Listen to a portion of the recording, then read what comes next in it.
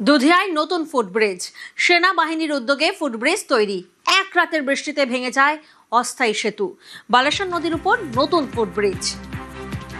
বিশ্বজিৎ প্রতিনিধি আমাদের সঙ্গে রয়েছেন। বিশ্বজিৎ, এক রাতের বৃষ্টিতেই আমরা দেখি এই অস্থায়ী সেতু ভেঙে যায়, আর সেনাবাহিনীর উদ্যোগেই তৈরি হয়ে গেল সেই ফুটব্রিজ। কতটা খুশি স্থানীয়রা?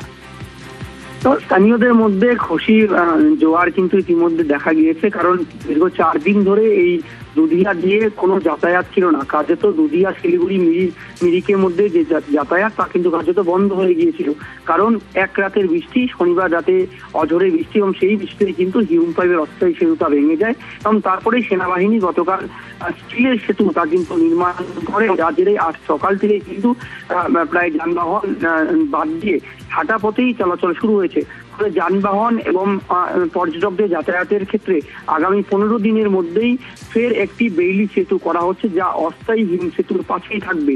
মূলত এ নিয়ে উচ্ছ্বাস দেখা গিয়েছে বাসিন্দাদের মধ্যে, কারণ কার্যত ঘুরপথে মিরিক যাতায়াত করতে হতো স্থানীয় বাসিন্দাদের, আর সেক্ষেত্রে এই ফুটব্রিজ হওয়ায় হাঁটা পথে ইতিমধ্যে মিরিকের সঙ্গে যাতায়াত শুরু হয়েছে, যা নিয়ে কার্যত কিন্তু উচ্ছ্বাস বাড়ছে এই দুধিয়াবাসীদের মধ্যে। তবে আগামী 15 দিনের মধ্যে ফের বেইলি সেতু হলে কার্যত যে যানবাহন যা দীর্ঘদিন ধরে বন্ধ ছিল, সেই যানবাহন চলাচল সুবিধা হবে। কারণ তুমি জানো যে ইতিমধ্যে পর্যটকদের ভরা মরশুম চলছে মিরিক সহ দার্জিলিং এলাকায়, সেক্ষেত্রে পুরোপুরি যানবাহন বন্ধ রয়েছে, এবং শিলিগুড়ি ও মিরিকের মধ্যে যানবাহন ফের রক্ষা করতে সেনাবাহিনী দ্রুততার সঙ্গে কাজ করছে। আর 15 দিনের মধ্যেই এই বেইলি সেতু নির্মাণ হয় বলে সেনা সূত্রে আমরা জানতে পারছি। বেশ,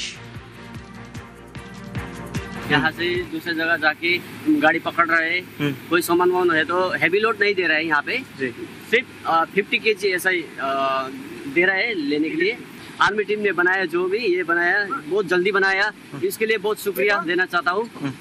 और अभी यहाँ पे सिंगल आदमी चल पा रहा है, अभी सुचारू रूप से ये ओपनिंग हो गया है ये आदमी चलने के लिए। বর্ষা এলেই বুক কাঁপে, ফের ভিটে হারানোর আশঙ্কা, নদী ভাঙনের আতঙ্ক। পূর্ব মেদিনীপুরের রূপনারায়ণ পাড়ে ফের বাঁধ ভাঙনের আতঙ্ক।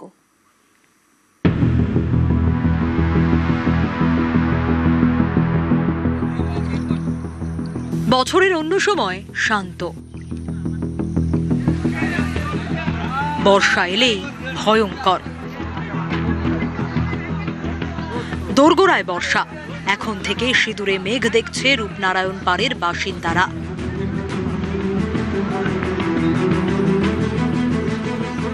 রূপনারায়ণের গায়ে দনিপুর আর অমৃতবেরিয়া, নদী পাড়েই আশ্রয়।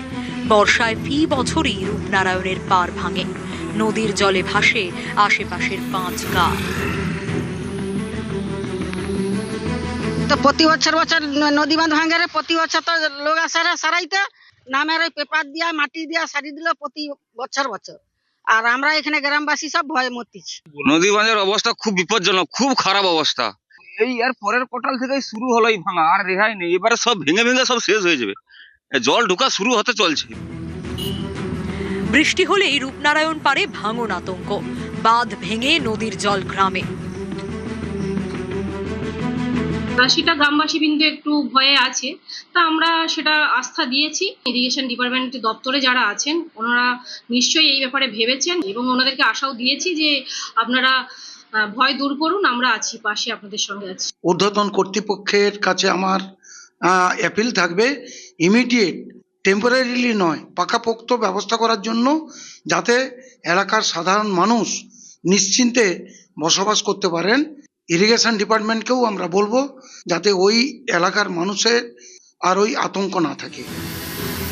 বর্ষায় নদী বাঁধে ভাঙন, জলের নিচে বিঘের পর বিঘে জমি। এবার কি সেই ছবি বদলাবে? আর অস্থায়ী নয়, এবার নদী বাঁধ ভাঙন ঠেকাতে সরকার প্রশাসন স্থায়ী উদ্যোগ নিক চাইছেন নদী তীরবর্তী এইসব অঞ্চলের বাসিন্দারা। ক্যামেরায় সন্দীপ গুড়িয়ার সঙ্গে সুজিত ভৌমিক, নিউজ 18 বাংলা।